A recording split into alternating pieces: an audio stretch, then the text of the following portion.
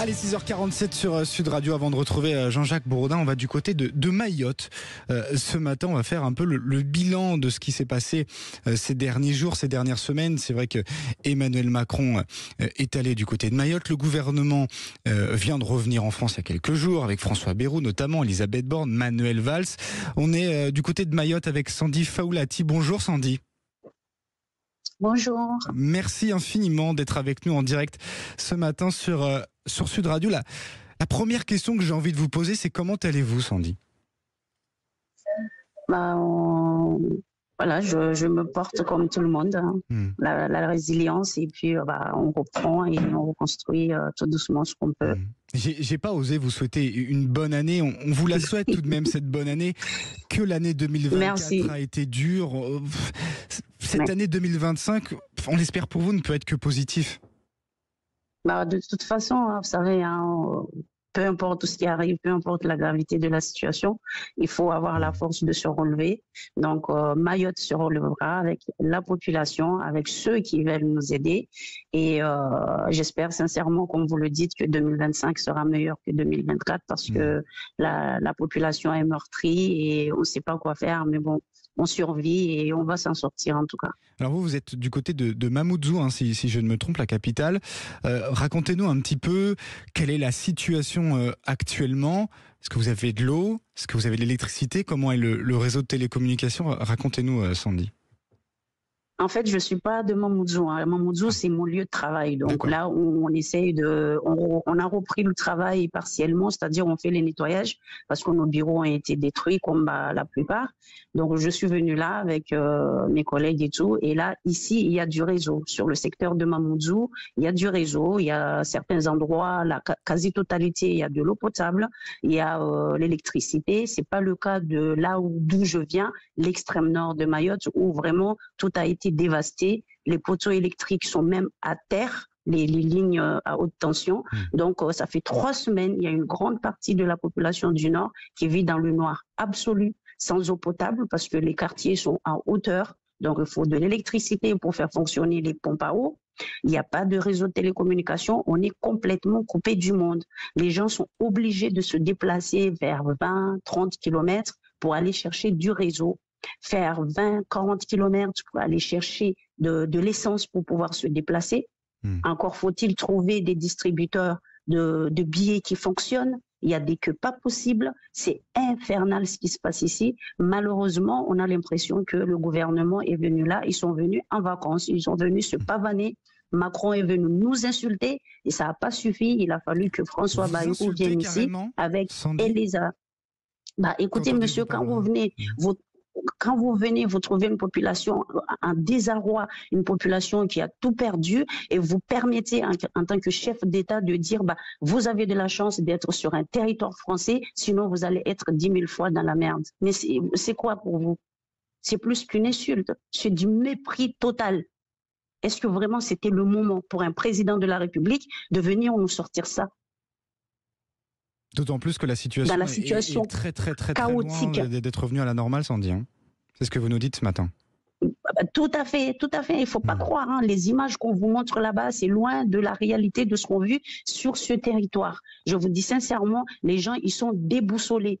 Quand je vous dis déboussolés, il y en a qui sont en train de craquer.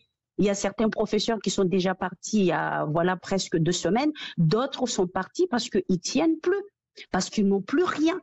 Et quand on voit comment la gestion de la crise est menée par le préfet, je suis désolée, mais c'est catastrophique. Catastrophique. Et là, franchement, moi, ce qui m'a le plus fait mal, c'est quand j'ai vu le Premier ministre arriver là, dire que la rentrée va se faire normalement le 13. Mais nos enfants, ils vont aller où, monsieur? La plupart des écoles sont détruites. Les quelques-unes qui sont restées debout ont été réquisitionnées pour héberger les gens qui n'ont pas de lieu d'habitation. Et pour nous remercier l'État et le conseil départemental qui a mis ça à leur disposition. Ils ont tout saccagé. Il y a même une école maternelle à Kawini qui a été brûlée parce qu'on est venu leur demander de partir parce qu'il faut remettre en état ces écoles-là pour la rentrée. Donc la rentrée du 13 février et du 13 janvier et 20 janvier, les élèves ils vont aller où?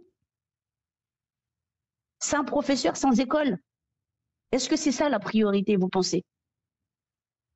C'est pas la priorité. Des choses ont été faites, c'est vrai, on l'a vu. Alors, effectivement, il y a eu cette opération, on peut le dire, de communication du gouvernement, d'Emmanuel Macron, qui sont venus aussi dans l'objectif de rassurer les habitants. Des vivres ont été apportés, du personnel.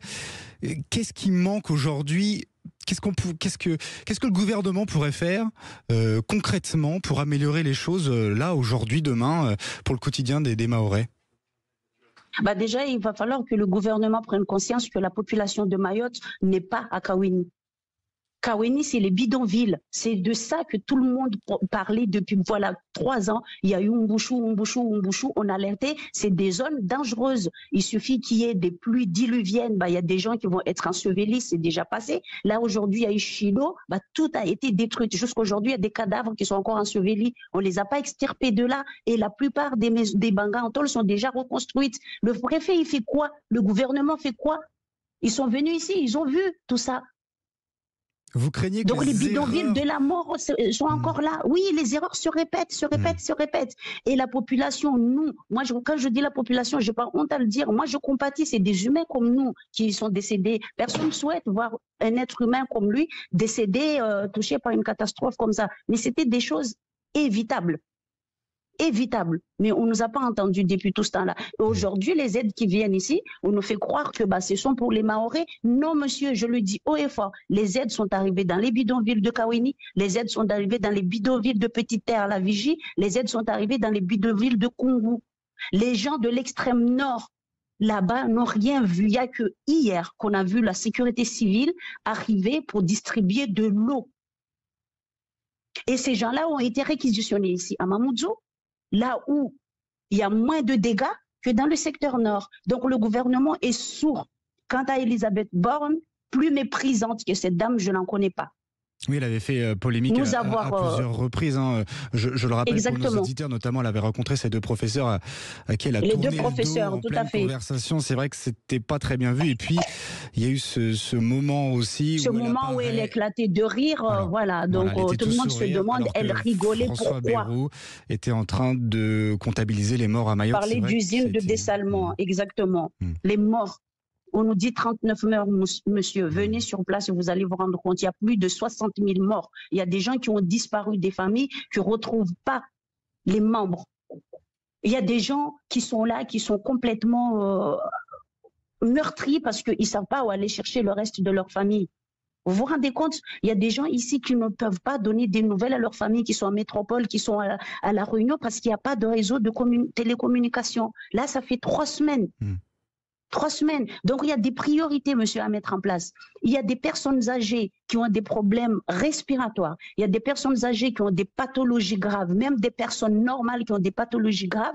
On est en train de compter les morts après Chilo parce que ces gens-là dépendent de tout ce qui est assistance respiratoire. On ne voit pas les secours arriver. Sandy Faoulati, pardon. Dans quel état est l'hôpital actuellement, le plus gros hôpital de Mayotte? Dans quel état est-il aujourd'hui à l'heure où on parle?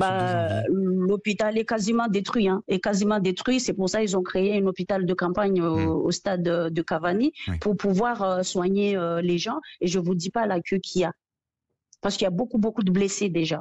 Il y a beaucoup de blessés. Il y a aussi des gens qui sont malades depuis longtemps, qui ont besoin d'être opérés. Et là, je vous dis, tous les jours, il y a des évacuations vers La Réunion. Mais l'hôpital de La Réunion ne peut pas accueillir tout le monde.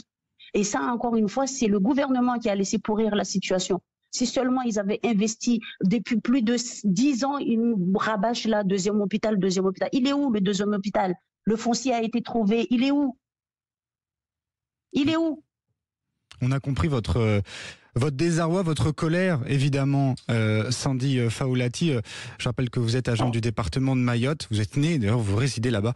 Donc, merci beaucoup. Un immense courage à vous, évidemment. On pense aux Mahorais, aux Français, dans ce département le plus pauvre de France. On espère effectivement que, rapidement, les Mahorais puissent avoir accès tous à l'essentiel, à l'eau, à l'électricité, de quoi vivre, de quoi pouvoir survivre. Merci beaucoup, Sandy Faoulati, d'avoir été en direct ce matin sur Sud Radio.